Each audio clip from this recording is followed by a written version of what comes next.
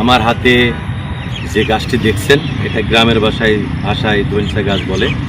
এটার অনেক উপকারিতা। আমাদের বাংলাদেশের মাটিতে দিন দিন রাসায়নিক সার ব্যবহার করার কারণে মাটির উর্বরতা নষ্ট হচ্ছে এবং আগামী দিনে খাদ্য উৎপাদন হুমকির সম্মুখীন হবে। তো আমাদের মাটির উর্বরতার জন্য 2.5 জৈব পদার্থের উপস্থিতি লাগে, কিন্তু আমাদের 90% মাটিতে 1%-এর নিচে জৈব পদার্থের উপস্থিতি আছে।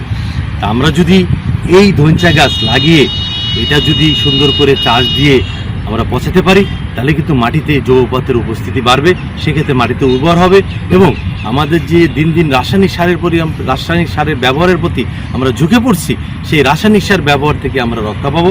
আসুন আমরা সবাই একটি অল্প সময়ের মধ্যেই কিন্তু এটা বড় হয়ে যায়, ধইঞ্চা গাছ আবাদ করি, বাংলাদেশের মাটিকে উর্বর করি এবং বাংলাদেশের মাটিতে যে রাসায়নিক সারের আধিক্য, এটা থেকে আমরা রক্ষা পাই।